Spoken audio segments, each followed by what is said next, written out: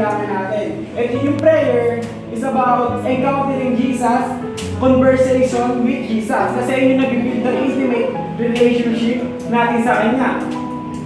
And ito yung prayer kasi hindi siya, ito yung powerful kasi yung words. Imagine na lang natin yung prayer. Mas powerful yun kasi nga, ay yung nagbibigay sa atin ng katatagan through Holy Spirit. Manghihingi tayo ng Panginoon. Sa Panginoon natin, pinapasadyo sa atin lahat ng ginagawa natin, dalangin natin, hindi putol-putol. Madalas minsan nakakalimutan natin, pero dapat kung Dito! Ayen! Sinabi po, ang aming po verse ay Filipos chapter 4 verse 6 and 7. 6. Huwag kayong mabalisa tungkol sa anumang bagay. Sa halip, hingitin niyo sa Diyos ang lahat ng inyong kailangan sa pamamagitan ng panalangin may pasasalamat.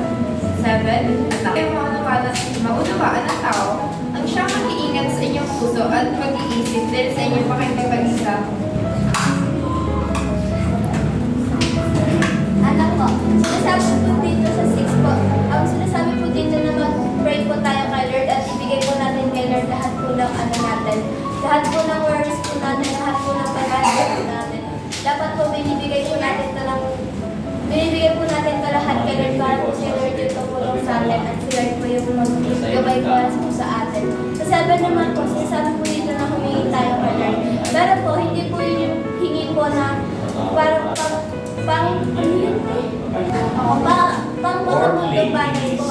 Ang sinasabi po dito, humingi po tayo ng spiritual ano yung spiritual na kailangan po natin, like po yung kung paano po tayo mas malalim pa kay Lord or kung mas ano yun? Sa 6 po, sinasabi po rito na huwag po manalangin ng erotau. Ang erotau po, ito po yung pananalangin po na patungkol po sa mundo po natin na kung ano po yung kagustuhan mo sa mundo. Bagkus po, manalangin po tayo ng Aiteo. Ang Aiteo po ay ang pananalangin para po sa ating spiritual na relasyon po para po sa Diyos. And hindi po sinabi rito na manalangin po na kung ano pong gusto mong makuha po sa problema na nararanasan mo po. Ito po yung pananalangin po na may pasasalamat kahit problema po yan. Manalangin po tayo at ipagpasalamat po yung problema po na nararanasan natin dahil ito po yung pag-testing ng Diyos para sa ating pong pananampalataya. At sa 7 po, sinabi po roon yung kapayapaan ng Diyos na hindi maunawaan ng tao. Sinabi po rito yung kapayapaan po yun, ito po yung pag-ibig po na binibigay ng Diyos sa atin po na wala pong katumbas, kaya po sinabi po rito na hindi po maunawaan ng tao. At kung naka Kristo Jesus po tayo, mararanasan po natin ito. Sabi po na imbes po na mag-alaylangan po tayo sa mga kinakaharap po natin sa buhay is unahin po natin na mag-pray po. Unahin po natin yung na itaas po sa Lord dahil siya lang po yung makakapagbigay po ng knowledge and wisdom po sa atin. Hindi po for worldly things po, instead po for spiritual growth po. Sabi po sa 7, sabi nga po kanina at ang kapayapaan ng Diyos na kayang maunawaan ng tao ang pag-iingat sa inyong puso at pag-iisip dahil sa inyong pakikipag-isa kay Kristo Jesus. Yung sinasabi po dito ng kapayapaan po is na mawawala na po tayo ng problema. Instead po, sa mga kinakaharap po nating problems is yung kapayapaan na po na yun is yung Diyos po. Kasama po natin si Lord sa every challenges po natin and sa mga happy days po natin, sa mga iwan sa puso at pag-iisip dahil sa inyong pakikipag-isa kay Kristo Jesus. Ito po yung Jesus Christ po. So, yung puso at isip po natin is wala na po talaga siyang alinlangan. So, ano po, yung Bayon sa pagkikipag-isa po natin kay Kristo is siya po yung nagiging daan po para po. Mark 11 verse 24. Kaya sinabi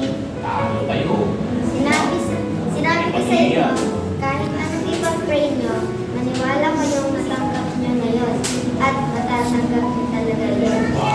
Yung ano po dito, yung lalamon po nito ay yung kahit po ano po ipag-pray nyo po, kahit bahay, lupa, basta po, buwan po sa puso nila.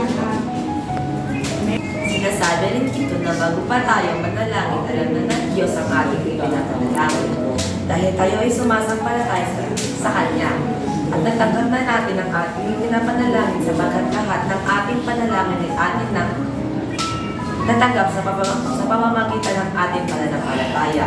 Na kahit anong man ang ating panalangin ay ating na natanggap dahil ang panalangin ay nagagamit. At ang ating panalangin sa paghingi ng kapatawaran sa kasalanan ay atin na natanggap dahil namatay sa Iyong Kristo sa cross.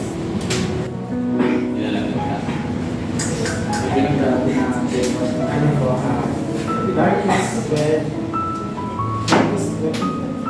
Marcos 11:4. Kaya sinasabi ko sa inyo, anuman ang hingin ninyo sa inyong panalangin, maniwala kayong matanggap na ninyo iyon at matatanggap nga ninyo iyon. Sinabi po dito ng Panginoon Jesus na kapag pumananalangin po tayo, yung ating daw pong ipinanalangin, manampalataya tayo na yung ipinanalangin po natin ay natanggap na natin. Kahit wala pang outcome, kahit hindi natin nakikita yung physically na pinag-pray po natin, ay maniwala daw po tayo na yung pinanalangin po natin ay natanggap na po natin. Sabi ng Panginoong Jesus, kapag daw po tayo ay mananalangin, we pray, believe, and receive. Kapag po tayo ay manalangin, maniwala po tayo na yung ating pinanalangin ay natanggap na po natin. Kasi po, meron pong misconcept pagdating po sa panalangin. Ito po yung pinagbabaliktad po nila. They pray, receive, and believe. Kapag po nanalangin sila, kapag natanggap nila, doon pa lang po sila naniniwala. Pero iba ang katuruan, iba ang sinabi ng Panginoon Jesus sa bawat isa. Sabi ng Panginoon, kapag ikaw ay nanalangin, maniwala ka na ang iyong panalangin ay natanggap na ninyo iyon. Kasi po, ang panalangin po ay talaga pong napakakapangyarihan. Ang panalangin po ay kumikilos. Ang panalangin po ay talaga pong, ay nga po, napakakapangyarihan. Kasi po, dinescribe po ng Bible, ang isang panalangin po ay isa daw pong incense. Kumbaga po, yung incense po, yung alam niyo po ba yung usok ng incense po kapag po yes po, incense po. Yung usok po ng incense ay umaangat. Hindi po siya kayang i-hold ng gravity. Hindi po siya magagamitan ng logically kasi po, lumulutang po.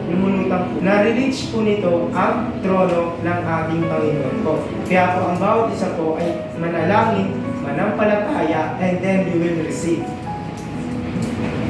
Una, parang graduate. Ano sinabi mo?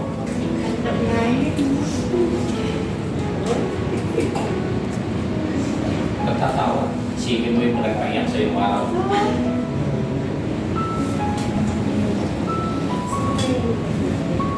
Parang place to gist lang ako. Ay, invite kaya natin si Arjen. Ang tagal na natin siya hindi nakikita. Punta lang sa bahay nila.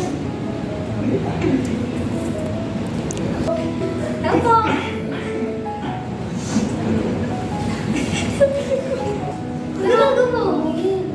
May sama ka sa amin sa church. Miss ka na namin. Bakit naman? Tara na kami masumama.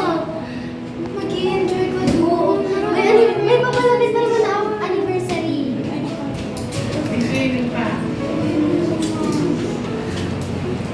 Yan, pag-usap namin yun. Sa Sunday ulit. Babalik kami ng babalik. Balik kami. At 5 araw. Tao po! Tao po, Aren! Judas there? Yeah! Miss Michelle!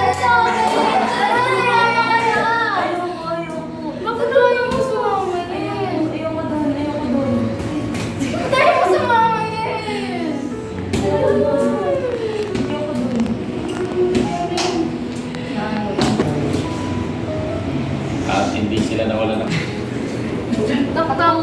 Ayan! Yay! Nakakaya! Salamat namin! Salamat namin! At the third time, he reject it.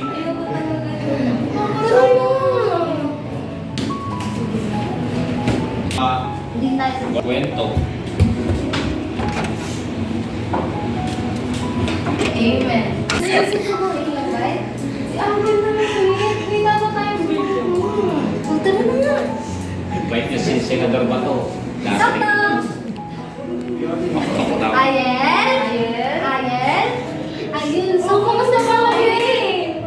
Sama ka ngayon. Malapit na. Sama ka na. Di Sunday na yun. Di Sunday na yun. Tara naman sa sasabihin. Anong oras ka po? Yes! Ano? 7 a.m. Tapos... Uy, ano may swimming? So, mag-i-enjoy tayo. Sama mo yung family mo. Sama na? Yes, sama na siya. Kasama na siya! Sama ka na sa practice Sabado. Sama ka na, nadadaanan ka namin. Sama na.